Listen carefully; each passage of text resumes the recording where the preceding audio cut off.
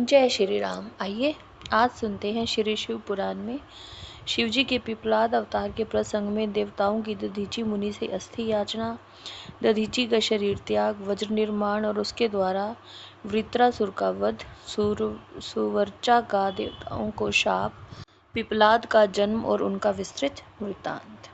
तदंतर महेशावतार और विशेषावतार का चरित्र सुनाकर नंदीश्वर ने कहा, माँ बुद्धिमान सनत कुमार जी, अब तुम अत्यंत आहतपूर्वक महेश्वर के पिपलाद नामक परमोत्कृष्ट अवतार का वर्णन श्रवण करो। यह उत्तम आख्यान भक्ति की वृद्धि करने वाला है। मुनीश्वर, एक समय दैत्यों ने वृत्रासुर की सहायता से इंद्र आदि समस्त देवताओं को पराजित कर दिया। तब उन सभी देवताओं ने सहसा दधीची के आश्रम में अपने अपने अस्त्रों को फेंककर तत्काल ही हार मान ली।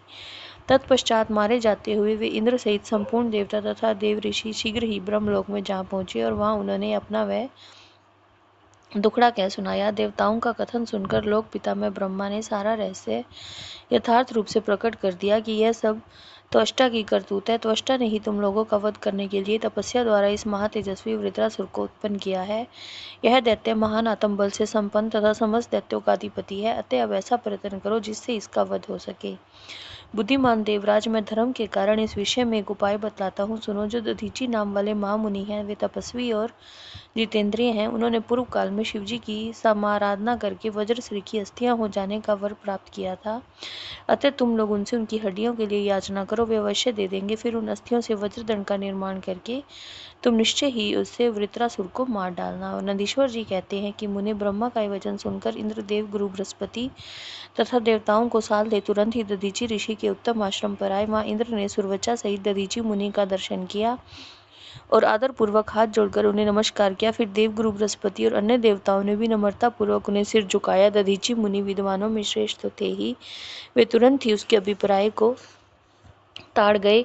तब उन्होंने अपनी पत्नी सुरवचा को अपने आश्रम से अन्यत्र भेज दिया। तत्पश्चात देवताओं से देवराज इंद्र, जो स्वार्थ साधन में बड़े दक्ष हैं, अर्थशास्त्र का आश्रय लेकर मुनिवर से बोले, मुने, आप महान शिव भक्त, दाता और शरणागत रक्षक हैं, इसलिए हम सभी देवता तथा देव ऋषि त्वष्टा द्वारा अपमानित होने के कारण आपकी शरण में आए हैं। विप्रवर, आप अपनी वज्रमयी अस्थियां हमें प्रदान कीजिए, क्योंकि आपकी हड्डी से वज्र का निर्माण करके मैं उस देवद्रोही का वध करूंगा। इंद्र के कहने पर परोपकार परायण दधीची मुनि ने अपने स्वामी शिव का ध्यान करके अपना शरीर छोड़ दिया।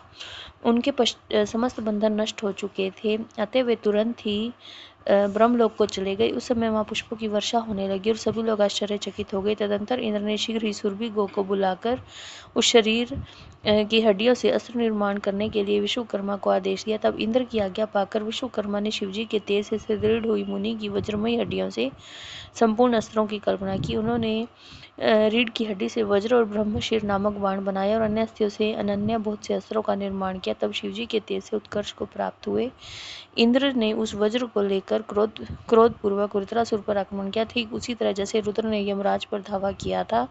फिर तो कवच आदि से भली भांति सुरक्षित हुए इंद्र ने तुरंत ही पराक्रम प्रकट करके उस वज्र द्वारा वृत्रासुर के पर्वत शिखर सिर को काट गिराया। तात उस समय स्वर्गवासियों ने महान विजयोत्सव मनाया। इंद्र पर पुष्पों की वृष्टि होने लगी और सभी देवता उनकी स्तुति करने लगे। तदंतर महान आत्म बल से संपन्न दधीची मुनि की पतिव्रता पत्नी सुवर्चा पति के आज्ञा अनुसार अपने आश्रम के भीतर गई। वहां देवताओं के लिए पति को मरा हुआ जानकर वह देवताओं को शाप देते हुए बोली, हो इंद्र सहित ये सभी देवता बड़े दुष्ट हैं और अपना कार्य सिद्ध करने में निपुण, मूर्ख और लोभी हैं, इसलिए सब के सब आज से मेरे शाप से पशु हो जाएं।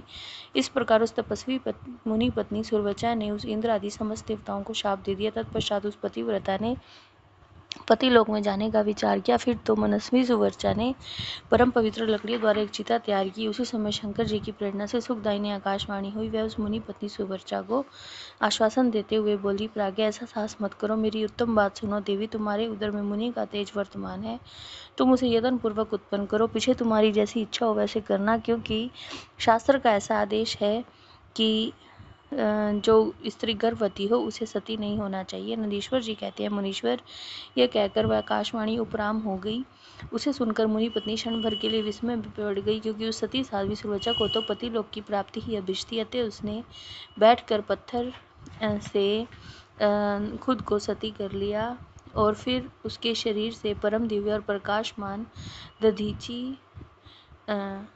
का रुद्र अवतार प्रकट हुआ। मुनि प्रिय सुवचा ने दिव्य स्वरूपधारी अपने उस पुत्र को देखकर मन ही मन समझ लिया कि यह रुद्र का अवतार है। फिर तो माँ साध्वी परमानंद मगन हो गई और शीघ्र ही उसे नमस्कार करके स्तुति करने लगी।